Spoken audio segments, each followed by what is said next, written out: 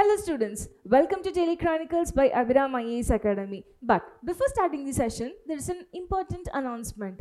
Basically, we have conducted interview program, that is interview guidance program from Abhiram Ias Academy, and out of those students, 7 students have been selected for the UPSC. And we congratulate them, and also congratulations to all the UPSC rankers, and all the best. Chalo, now let's start the session.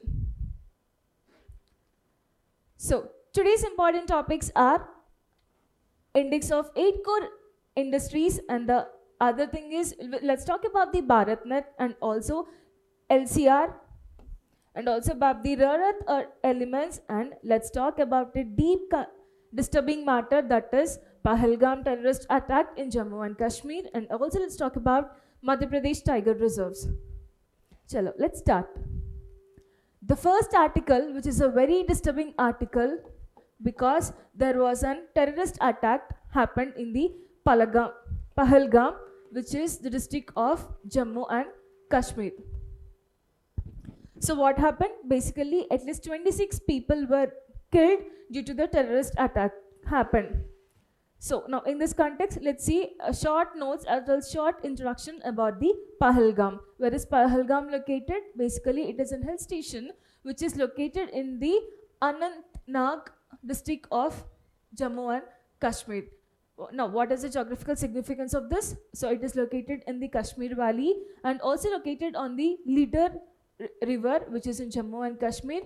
Why it is famous? Basically, it is famous for the Amarnath Yatra. It is famous for the Amarnath Yatra, and also it is known as like mini Switzerland. Okay, mini Switzerland of India. So it is known for its scenic spots like Aru Valley, Batap Valley, and also Baisaran Meadows, which are also known as mini Switzerlands of India.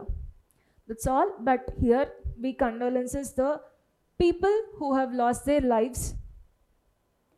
Now, the second article is about the Madhya Pradesh tiger reserves.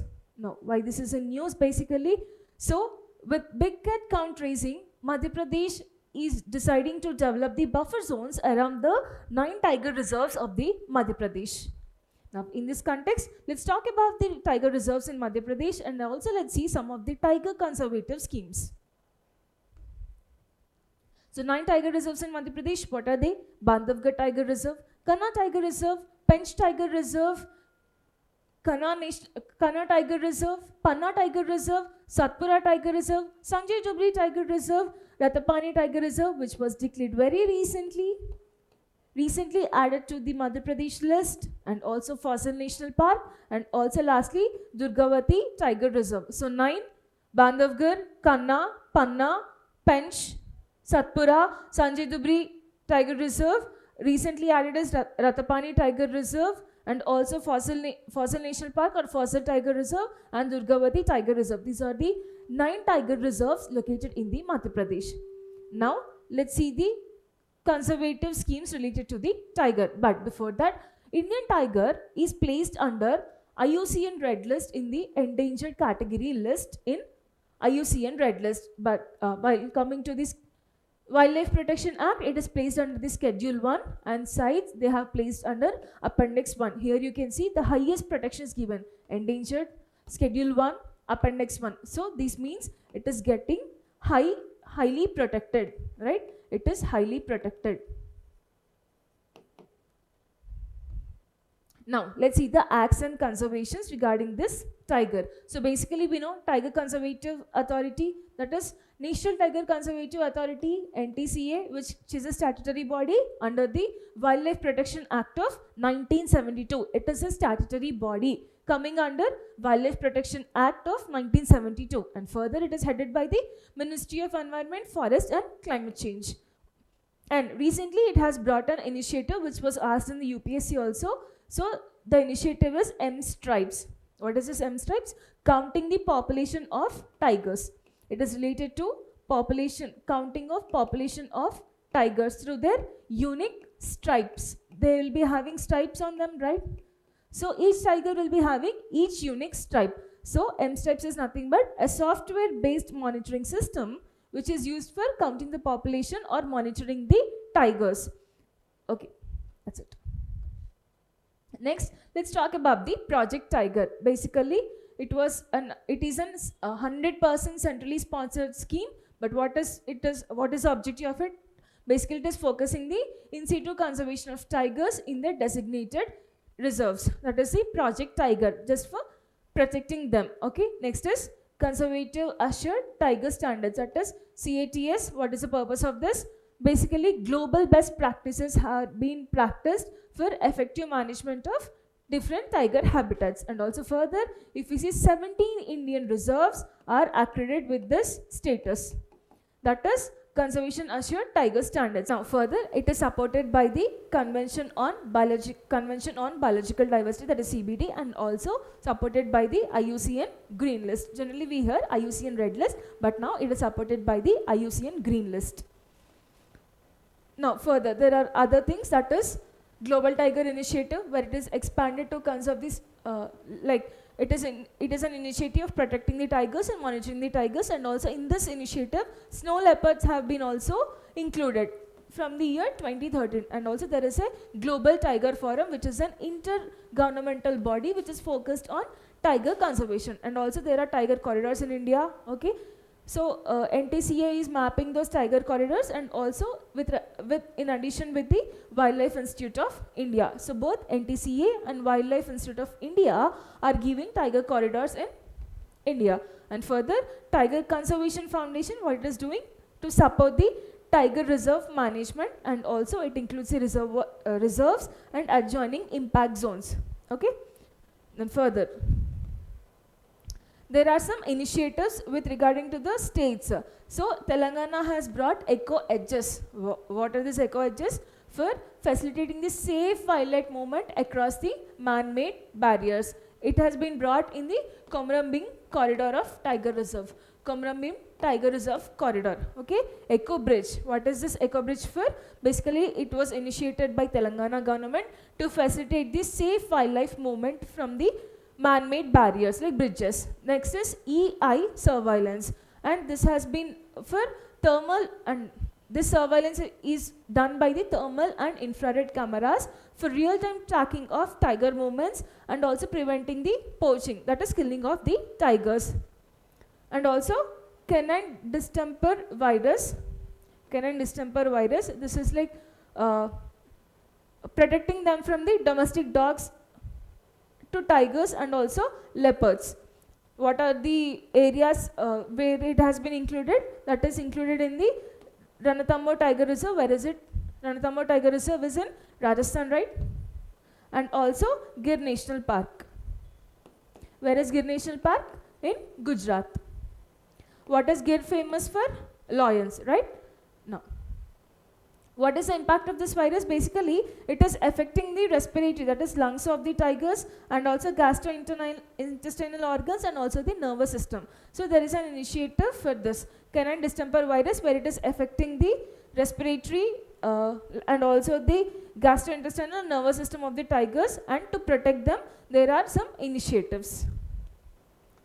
Now, further, let's talk about the index of 8 core industries. Now, why it is in news? It is in news because March core sector output rises 3.8% and it slips to 4.4% in the financial year 25 versus 7.6% in the financial year 24. So, basically the article is telling the core sector growth came in at 3.8% as of electricity output has increased on early set of March. We have been using the usage of electricity has been increased. Why? Due to summer has come, fans, coolers, ACs, so electricity consumption have been increased. So the article is telling March core sector output rises 3.8%, where it slips to 4.4 in the financial year 2025 versus 7.6% in financial year 2024. Now what is this index of 8 core industries? So in the name itself you can see 8 core industries. What are they? Coal sector, crude oil, natural gas, and also refinery products, fertilizers, steel, cement and electricity. Okay, 8 core industries. So coal, crude oil, natural gas, refineries, fertilizers, steel, cement, and also electricity. Now why it is called core sectors? Because these core sectors are most essential industries in the India's economy, and these industries are considered the foundation of economic and both industrial development, as they supply the crucial raw materials, right? Oil, crude oil, which is a raw material, natural gas, cement, electricity. So basically they are supporting the India's economy by supplying the crucial raw materials and also infrastructure for the other sectors. So these 8 are the crucial 8 core industries for the Indian economy. And now what is the core sector growth? Basically the growth in those 8 sectors is called as core sector growth, right? Now this is prepared, this 8 core index of 8 core industries is prepared by the Office of Economic Advisor, which comes under the Department of Promotion of Industry and Internal Trade, that is DPIAT, which comes under the Ministry of Commerce and Industry, which comes under Commerce and Ministry of Commerce and Industry. So we saw what are 8 core industries. Now the index of 8 core industries is released by the Office of Economic Advisor under the Department of Promotion and Industry and Internal Trade, Industry and Internal Trade, that is DPIAT, which comes under the Ministry of Commerce and Industry. That's all that is important for the exam perspective. Now next article is the BharatNet. Why it is in news? Basically there is an PAB article related to this BharatNet. Let's see what is BharatNet and its objectives. So BharatNet, you can see, which is something related to the internet. BharatNet, internet, and this was launched by the National Optic Fiber Network in October, year is not needed, sorry, okay, in October 2011, which has been renamed as BharatNet in the year 2015. So basically it was launched as National Optic Fiber Network. It was launched as National Fiber Optic Network in the year 2011, but in the year 2015 it was renamed as BharatNet. What is the objective? Basically it is the world's largest rural broadband connectivity program, which is using the optical fibers, that is free distribution of Wi-Fi's or producing the internet services across the rural bodies, that is rural bodies. Now who is implementing this? It is implemented by the Bharat Broadband Network Limited. What is Bharat Broadband Limited Network Limited? Simply it is nothing but our BBNL and also BSNL. BSNL is also supporting this. So basically it is implemented by the Bharat Broadband Network Limited, which is a special purpose vehicle under the Companies Act of 1956, right? And further it is executed by the Department of Telecommunications under the Ministry of Communications. Now this is funded by the Universal Service Obligations Fund, and also this was it is also created in 2002 to promote the ICT services. What is ICT here? Integrated Communication Technology Services in the remote areas, right? So once again, BharatNet, what is it? It was basically launched as the National Optic Fiber Network, and it was renamed as BharatNet in the year 2015. Now who is implementing this? It is implemented by the Bharat Broadband Network Limited, that is BBNL, and it is funded by the Universal Service Obligation Fund. Fine. Now next, what are the objectives of this? Basically providing the unrestricted broadband access to the telecom service provided and also cable TV and also content providers in the mainly rural areas of India. And also it enables the services like the e-health, e-education, e-governance and also digital commerce in the rural areas. Further, it is promoting the digital inclusions, rural empowerment and also inclusive growth by the elimination of digital divide. What is digital divide? What is digital divide means? The unequal treatment for the rural, unequal distribution of digitalness for the urban and rural areas. So due to this BharatNet, there is an elimination of digital divide, right? Now further, let's talk about the implementing agencies. Who is implementing this? As we saw, Bharat Broadband Network Limited is implementing this, and also BSNL. BSNL has been appointed as a project management agency, and further CSC E-Governance Services India Limited is also being part of this implementing agencies. Now the next article is about the LCR. What is LCR? Liquidity coverage ratio. LCR here stands for liquidity coverage ratio. In the name itself you can see it is covering of something. What it is covering? So basically liquidity coverage ratio is nothing but excess amount of money, that is adequate level of high quality liquidity assets to survive for 30 more, that is 1 month of the stress period. Okay, 1 month of the stress period, that is 30 days. These are the additional assets of the banks. So that is the liquidity coverage ratio. So the bank should keep minimum assets with them to survive the stress conditions. That is the liquidity coverage ratio. And further, what is runoff factor as mentioned in the article? You can see here runoff factor. What is this?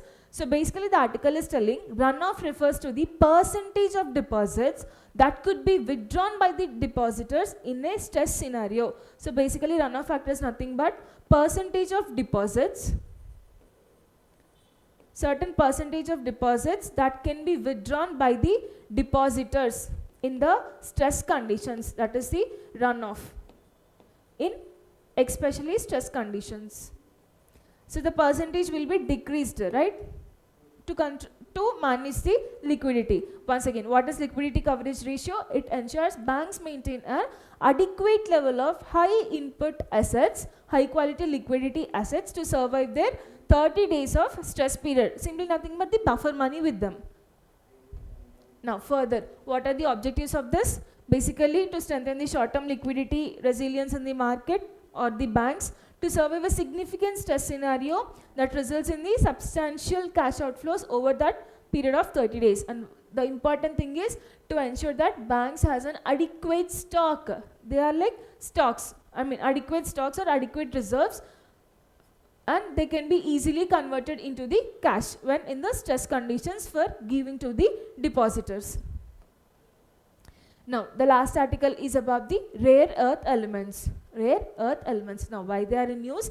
Because China is blocking the exports of rare earth elements to the other nations. China is blocking this rare earth elements to the other nations. Why?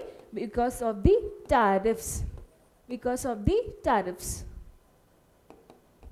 Now in this context it is important to know about rare earth elements. In the name itself you can see they are very lessly found and they are the rare elements found in the earth. So basically rare earth elements are a group of 17 chemically similar elements. No need of remembering all the elements, but they are like 15 lanthanides plus 2 others, that is scandium and also yttrium. Okay, classification: light rare earth elements, and other type is heavy rare earth elements. So in this lanthanum, cerium, praseodymium and also niobidium and also samarium comes into the picture, like 5. Here no need of remembering these all things. Basically heavy rare earth elements from europium to the yttrium. Okay. Further, if we see the Indian scenario, what are the rare earth elements present in the India? So basically India has 5, that is lanthanum 1, cerium 2, neodymium 3, praseodymium 4 and also samarium 5. 5 rare earth elements are present in India. They are, I repeat again, lanthanum, cerium, neodymium, praseodymium and also samarium. These are the rare earth elements found in India. Do not get confused when a question is asked. Okay, that's all for today. Thank you.